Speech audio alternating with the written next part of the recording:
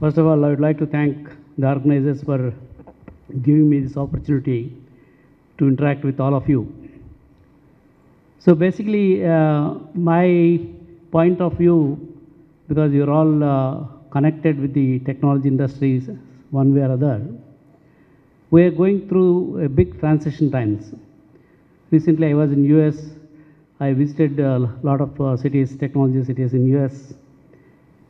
There is some kind of a, what do you call, some people have got fear, some people have got some new opportunities. They are very welcoming these new opportunities which are created by new technologies and all that. So if you see the journey of how the technology played, particularly in favor of India, I remember any problem in the technology space or any problem like the financial meltdown after the Lehman Brothers issue or the September 11th issue. I've been watching all these big bang transitions. Even during the Y2K, everybody was afraid that because of the Y2K problem, flights cannot fly, lifts will not work, all kinds of Gartner reports were there, and that became a very big advantage for India. I remember those days, many IT companies, they were not able to get into the customers, new customers in US, Europe and all that. Just because of Y2K, there's so much of demand. In Amirpet, we have a largest IT training institutions creating COBOL, mainframe and all that. In fact, because of that, even Ajim Premji one day he came to my office when I was with the Software Technology Parks of India. I asked him, sir, why did you come to my office? You are such a big man. No, Mr. Chowdary, because Hyderabad has created a very large pool of Y2K manpower. See, wherever the raw material is there, we have to go. So today, that Y2K raw material is in Hyderabad, so we decided to set up some campus here. I said, you are welcome, sir, but what is it I can do? No, for our campus, we need some land. Land, I am a central government employee, I cannot give land. You better go to the Honorable Chief Minister of Combined State of AP and Telangana. He will give the land. No, J A, I don't deal with politicians. I always prefer to work with bureaucrats like you. Sir, that's not my, I can give all the approvals for you for setting up a Wipro facility as 100% EOU. All those things I can give. No, I came to know that you have 10 acres land in Madhapur.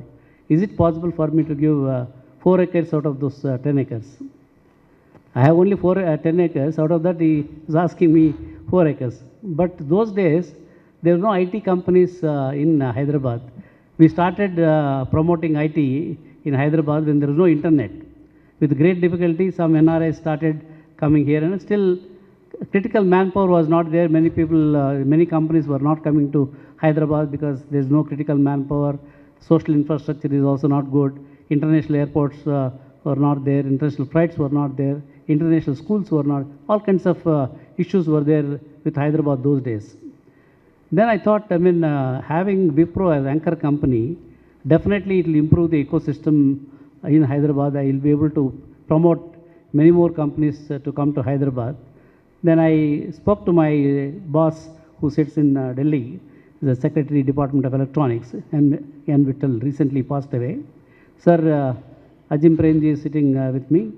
He wanted to set up his campus, but we have only 10 acres, but out of that 4 acres he wanted me to give. He asked me, J, you are the local man, whatever you feel is the right thing, go ahead and do it. Why are you asking me? Anyway, it's my duty to ask you, sir. The reason why I am in favor of giving that 4 acres land to Ajim Premji, because we need an anchor company. And yes, go ahead, please allocate that 4 acres. That's how the Y2K created opportunity, and companies like Wipro also came to Hyderabad. After that, you see all other Indian MNCs, foreign MNCs, they all started moving to Hyderabad. So what I noticed, that's one thing. The second thing, those days I've seen thousands of people, in fact, from my district in Anantapur, a lot of people, BA, BSc, BCom, diplomas, they used to come to, sir, we want job. Where are the jobs? In government, there are no jobs. So I had one formula for them. Whoever comes to me, go to our Trivandrum. We had an office, IBM mainframe training center in Trivandrum, ER&DC Trivandrum. I used to send them. They used to get trained in IBM mainframe. Then I used to talk to some of the companies who are into the Y2K solutions because of my position. They used to oblige. Anyway, they are all trained in IBM mainframe. They all used to get jobs. Within 6 months, they are all sent to America. And a lot of people who are just ordinary BA third class, BSc second class, all those people have gone. They worked in Wall Street. Today they have become entrepreneurs. Recently, when I was in US, particularly in Houston, Austin, and Dallas, they were all telling that, sir, because of you, we have become entrepreneurs today. We are doing very well. So that was the opportunity given to India during the Y2K time. Many companies, small IT services companies, who were not able to get any customer those days, just because of Y2K, they used to get inside those companies. Once they are in, after the Y2K solution is over, anyway they are inside the ring, then they saw the opportunities in Java, then remote infrastructure management opportunities. All those opportunities opened up. So that was the real hockey stick growth. From then onwards, most of the IT services companies got good business prospects in Europe, US, Australia, and all those countries. Similarly, when the financial meltdown because of the Lehman Brothers, everybody thought that India is going to be impacted because we may not get the business in India for the IT services companies. But actually, it turned out to be very positive. Why? Because in US, they were not able to get any further funding. No budgets were approved for them. So with a limited budget, they want to do something. If they want to do something, where is a manpower at scale? Only India. So they, laid off a lot of people in US, Silicon Valley, and all other offices. They started recruiting more people. So at every transition time, every financial meltdown situation, because India has got manpower at scale, that always used to give an advantage to India. So all other countries, for example, many companies, they went to Israel. I know some of them, before they came to India, they went to Israel. When they started, everything was okay. Once, they got successful, many companies, US companies started moving to Israel. Israel, they got a limited manpower. So when so many companies demand this thing, the salaries, compensation started almost, it is came to the equal to whatever they were paying in the United States. So when the cost arbitrage was not there in Israel, so they started looking at India. So initially we built our IT services industry mainly through the availability of the manpower and cost arbitrage. Today that is not the case. Recently I was in Vietnam. One employee, Indian employee working in one company, I don't want to name the company. So he was telling, sir, our company, we have offices in USA and also in Hyderabad and Vietnam. But Hyderabad, sir, we are scaling down and we are increasing the manpower in Vietnam. I asked him why. Sir, salaries are same. The productivity of Vietnam employees twice that of our Hyderabad employees' productivity. Because of that, board is taking a decision to cut down the employees in Hyderabad and increase the employees in Vietnam. So countries like Vietnam, Philippines, and if the war, whatever is happening in Europe, it is over. I don't know how many companies will move to Ukraine and all that. So these threats are there for Indian IT services as it is, without the AI element. Because our productivity is not on par, because our salaries have gone up, we can't start talking to them on cost arbitrage. So unless we gear up that improve the productivity of the whatever business that we do, then only IT services industry will sustain and grow. The other important thing which happened recently, in fact, I visited one of the companies in a multinational company. They invited me to address their employees in high-tech city. They have offices all over the globe. He showed me, and along with me, there's one IT services company, is the managing director for a big IT services company, who was also with me. So he asked the other gentleman, give me one solution which you have built recently, this year or last year. How many months it has taken, how many employees were there in that. So one application he has given, he said it has taken 6 months for 30 people. So the same thing you prompt, it's a Pega shop. It's a Pega AI tool. Then I was there sitting and this gentleman prompted what he wants. Within 5 minutes, including the mobile application, everything was ready. And he tweaked a little bit on the some of the input changes and all that. Again, another 2 minutes, the total application was ready with the complete documentation and all that. So whatever it has taken 6 months for 30 people, in 3-4 minutes or 5 minutes, at maximum 10 minutes, the same application, better application is available today through AI. AI is not only coming from the big AI tool companies. Every company is introducing AI. Pega AI, they have a suite of products. And those products are also changing the... So, it's a big question to all the Indians today.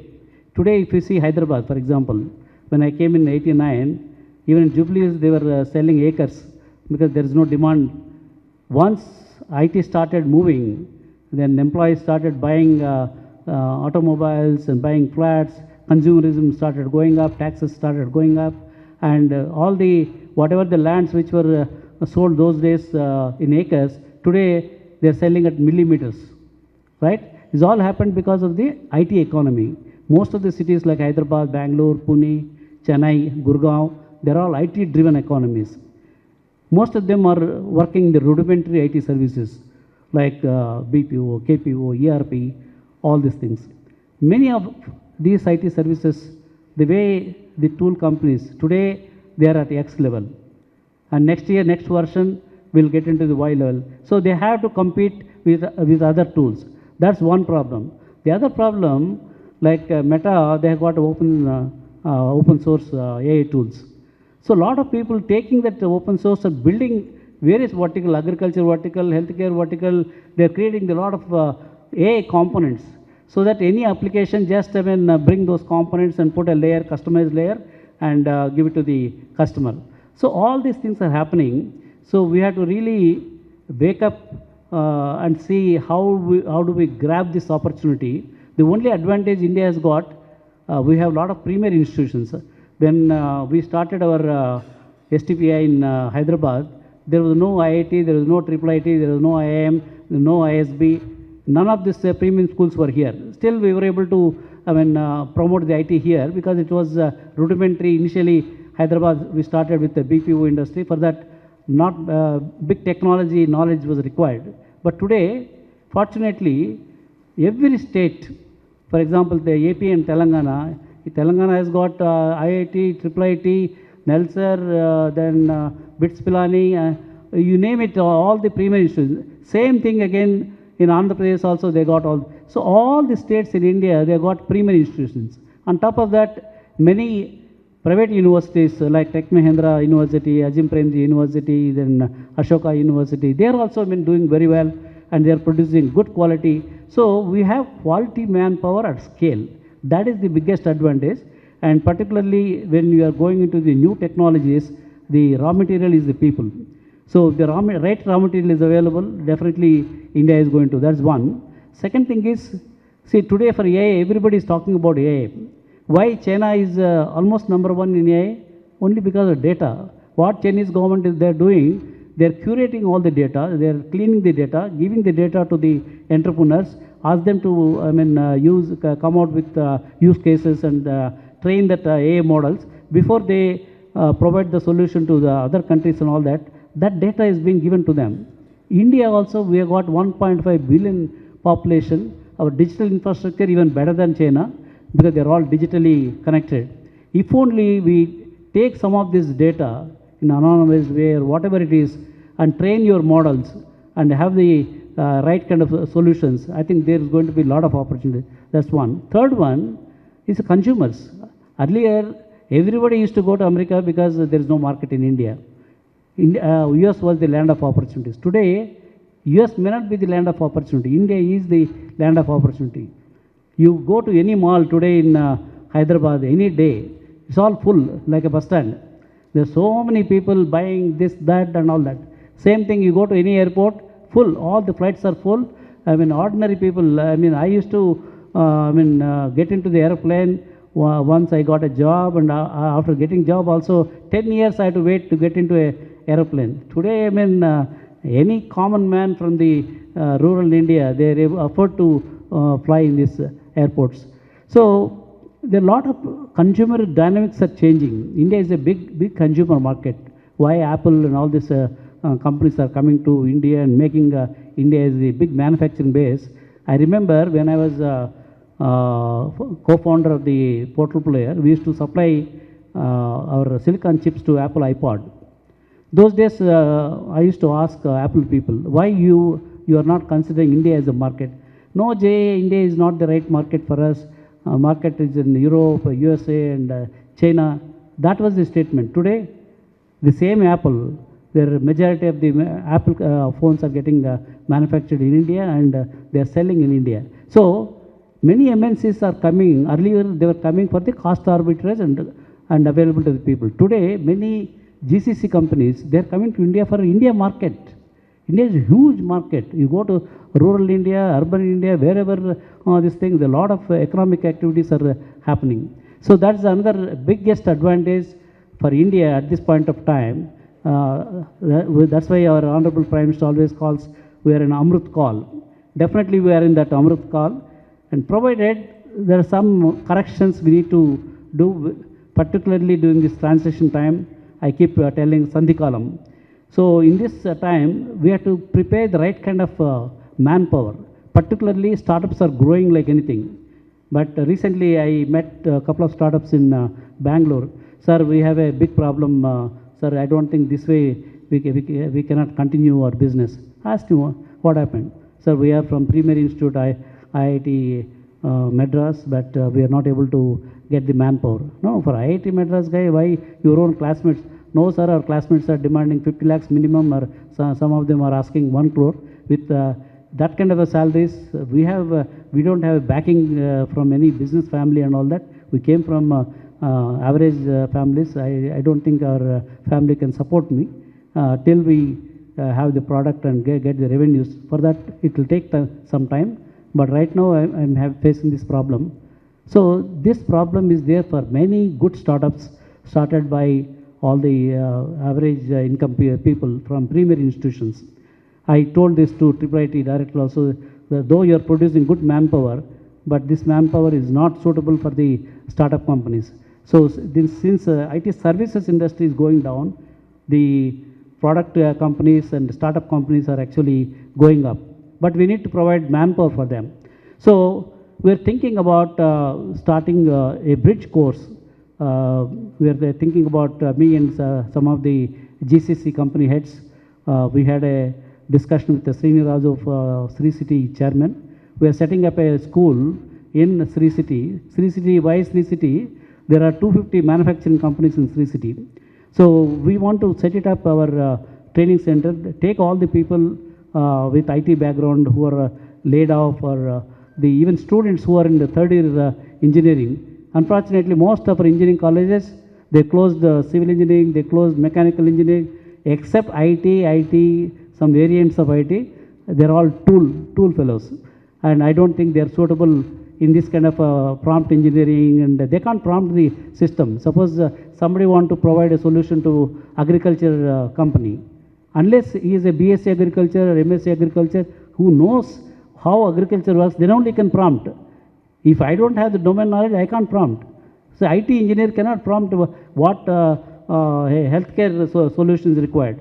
So we are thinking of creating that kind of environment, take them, give them proper domain knowledge, and also give them, it's not a classroom kind of a training. We divide the whatever the trainees into 4 or 5 groups, and each group we will give a problem, and we have a local mentor and also one mentor outside the country, and he has to work through using the AI tools, and we will also tell them what he is required to create. So like a startup, we also give some virtual money so that they can all, one fellow could be a CTO, CEO, and whatever, And by that 6 months training, like ISB model, fully residential, we are hopefully thinking that these people who are students in third year engineering or fourth year engineering with pure IT knowledge, or employees who are just doing the testing or some programming and all that, they are likely to be losing their job. We are trying to take all of them and try to create the new manpower with them, and that manpower hopefully will be available for the growing startup companies. And if that model is successful, we wanted to create a hub and spoke model. Sri City will be our main hub, and we will have, in fact, the once I announced this, there are so many from America, they wanted to mentor them. They want to give them some problems. They want to really monitor how they are doing. They face any problem, they want to come. In fact, Srini Raju, what he said, JA, we will do one thing. Since Tirumala is very close by, whoever such a good mentor is mentoring our students, when they come with a family, we will take care of the accommodation. We will also provide all L1 darshans for Tirumala and all that, some carrot. So we are trying to see how in this transition times we have to create new manpower. The current manpower, wherever you go, any engineering colleges, that manpower is not suitable for the AI related work. In fact, I was there in Singapore giving a talk in Thai Global Summit. Their World Economic Forum produced their report on future of work. They clearly mentioned so many millions of jobs are getting automated, and the new jobs are also getting similar number new jobs are going to be created, but new jobs require cross-domain skills. They clearly mentioned unless they have cross-domain skills, they will not be suitable for the new jobs. But unfortunately, many of our engineering colleges and universities, they are not providing that. So that's the one big problem that India is going to face. But we'll figure out a solution where hopefully we have a lot of intelligent and innovative people. All of you are having that kind of innovative ideas and all that. But we have to protect the interest of the country. Say, with our 1.5 billion population, what happened in Bangladesh? We are all youth. I know when I visited Dhaka University about 11 years back, I was invited when I was with the government. All the Dhaka University students, they were getting the online jobs. Olan and some one more company, they were giving the online jobs to them, and they were earning the foreign exchange and all that.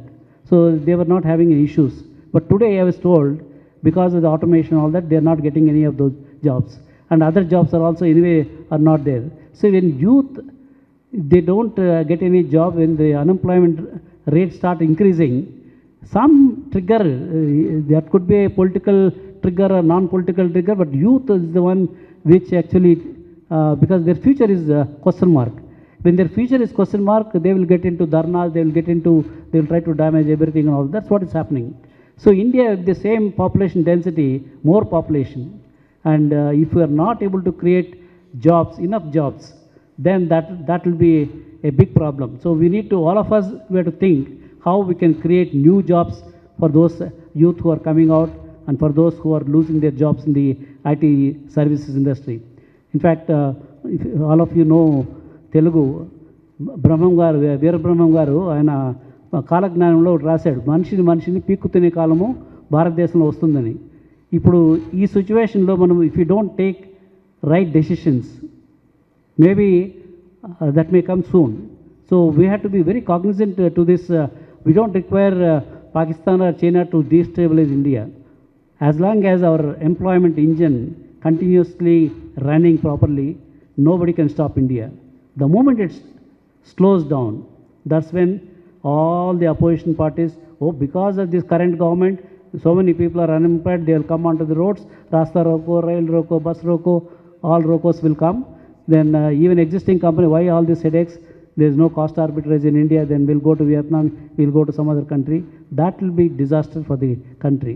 So all of us have to think, how do we create new opportunities?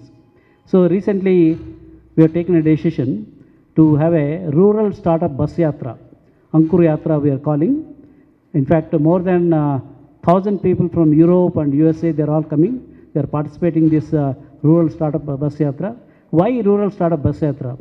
See, I noticed in the rural areas, There are a lot of people who are actually like Johor Corporation. When we were trying to invite Sridhar Vembu to Vizag, I was with the Honorable then Chief Minister Chandrababu Naidu Garu. We were there in Silicon Valley, and Sridhar Vembu came to our office. And as usual, Chandrababu Naidu Garu offered, we will give land in Vizag on top of the Rishikanda hills overlooking the ocean. How many acres you want? Then Sridhar Vembu said, no sir, we don't want anything in Vizag. We want in Kuppam. Then Honorable Chief Minister said, Kuppam is not even developed this thing. How do you create your manpower? No sir, we want to recruit only 10th class or intermediate people, that too from rural background. Then I asked Sridhar Vembu, the 10th class intermediate people are available in cities like Hyderabad. Why don't you take them? No, JA, see, the students in big cities, their homes are air conditioned, buses are air conditioned, classrooms are air conditioned. In some international schools, even playgrounds are all, so their minds are all conditioned. I don't want such conditioned kids. Whereas in rural area, they don't know tomorrow whether they are going to the school or not going to the school. They have a lot of problems with the food and all that this thing. So always they are agile. So we take such people and train them in the Johor University, and today they are producing great products. So that's one data point. The other data point is, earlier why people used to come to cities like Hyderabad? Because social infrastructure. The COVID times we proved, when big companies, MNC companies I have seen in Hyderabad, when I visited those companies, even they asked me to deposit my smartphone in the security. I said, why I have to deposit? No, JA, a lot of security, they're saying, I mean, our people, they don't allow and all that, this thing. So anybody comes to our office, they have to deposit for security reasons. The same company during COVID, they happily sent all their employees all over the rural areas. They are still working those. So I asked them, what happened to this security concerns, what you are telling? No, they figured out. So they figured out it's good. In fact, COVID is a good phenomena for India. See, in every, I come from Anantapur. When I was studying, there was only one nursing home, one convent school. Today there are 5 international schools and 5 multi-specialty hospitals and 2 cancer hospitals. They have all, whatever you get in Hyderabad, they get the same social infrastructure is available. So because of that, these employees who went to their villages, they are still continuing because their kids are getting into a good school. They got the healthcare is also addressed. Cost of living is lower. They are helping their parents and all that. So we thought that's one aspect. Second aspect, for any startup company, what is required? See, earlier those days have gone. Oh, I created an app. So for this, this is going to be $1 billion app. No, those days are not there. This app going to be created by ChatGPT or any of the generative AI in 2 seconds. So what is the opportunity for startup? Startup has to really identify a problem. They have to solve a real problem. Then investors are there to fund them. Where are the problems in India? Most of the problems are in rural area. Agriculture, there are umpteen number of problems.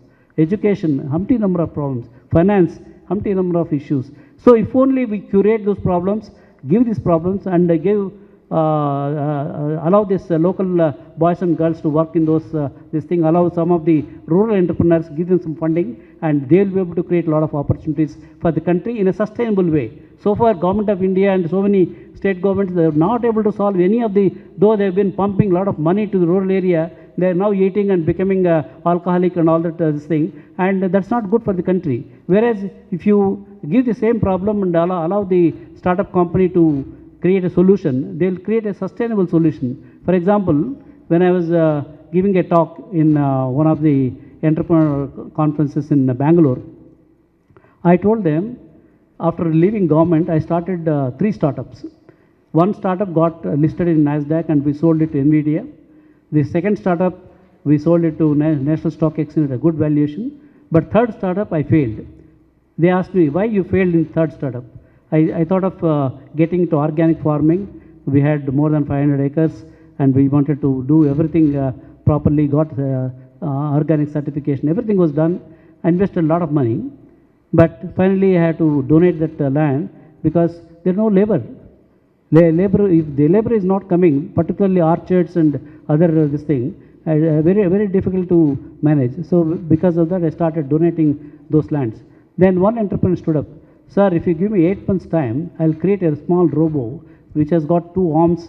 One will camera, other one will have a cutter, and with a drone cloud connection, whatever the problems identify, immediately a small drone will come and spray for that this thing. During harvest time, it will go and cut those vegetables or fruits and also keep it in. So it's already ready. In fact, our conference which is going to happen in Hyderabad on September 26, he is going to demonstrate that model. So I told him, once you demonstrate that, I myself will invest. I'll get all the other investors to invest in the company. Not only that, I'll get business also for you. So that is the kind of opportunities there in rural India. That's one of the reasons why we have taken up this world's first time entrepreneurs. It's not government driven program. It's all mentors, investors, CXOs, global CXOs. They want to do something in their towns and villages. They are all coming in those buses. They want to go to their towns and inspire the local people, how they are going to create jobs, how they are going to help the startups. So this first bus yatra we are starting is going to be flagged off by Honorable Chief Minister Nara Chandrababu Naidu Garu on October 2nd from Amravati. It will go to various places and all that. Why October 2nd? Mahatma Gandhi ji always believed in rural empowerment. He was promoting Khadi, Gramodyoga, all those things. But unfortunately, we did not catch up to his ideas. Had we gone that way, probably there is no digital divide between the rural India and urban India. Today, everybody wants to come to the cities and all that. I'll tell you one example and close my speech. See, my younger brother, who lives in my village, he has got only son. He sent his son to one of the Ivy League universities, agriculture universities in Acharya N.G. Ranga University in Hyderabad. He got his BSc AG.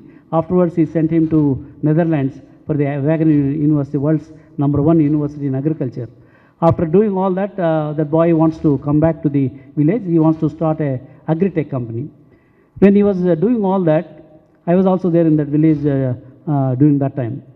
His parents started getting some matches for him, and none of them were willing to give their girls to this boy. Though he is only son, they got a lot of properties. He studied abroad, all that, and he started a company.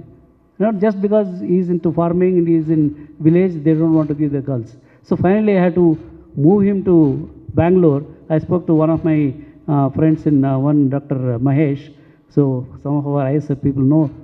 So I requested Mahesh, why don't you take him as a co-founder in his company?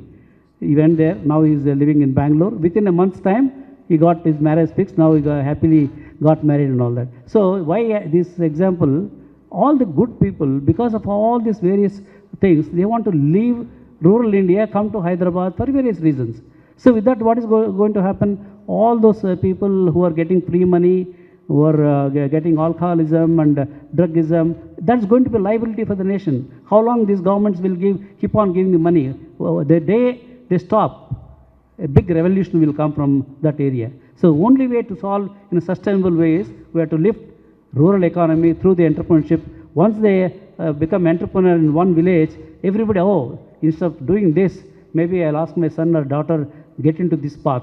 If that happens, I think that's when India can become really whatever Honorable Prime Minister is talking about, $50 trillion economy, $100 trillion economy. This has to be done. So we are starting our experiment in the month of October. I request all of you to join our bus yatra. And after this, we are starting Telangana government. Honorable Chief Minister, before he went to US, he asked me, can we do it for Telangana state? So for Telangana state, we are doing it in the month of December. Now we have requests from Madhya Pradesh, Chhattisgarh, Kerala, all these Chief Minister wants, because they want to see that rural people in their own states have to be empowered and more jobs have to be created in this thing. We can do it. Only thing is we have to apply our mind. And in this group, how many people are ready to volunteer? Because I'm not doing it for myself. I'm doing it for the country. How many people want to do, for example, there are already many volunteers are here. Can you stand up, Sheshadri and Venkat? Yeah, whoever is part of our ISF volunteers team, they have got their own businesses. They are all entrepreneurs and, but still they are volunteers for my organizations. So ours is a volunteer-driven organization. We ran several conferences in US, London, India, with no employees, not even single employees, only people like them I have as a volunteers. So I request, thank you, I request more volunteers to be part of our ISF and also Ankur Bus Yatra. How many people can you stand up?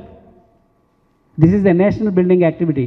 Shri Chowdary, you have to take their cards and see that, how we can take this mission forward. I really want to thank all of you. See, this is the spirit I am expecting. Once we work with this kind of a spirit, nobody can touch India. We will cross even Silicon Valley and India will be a great country. Thank you so much for your cooperation.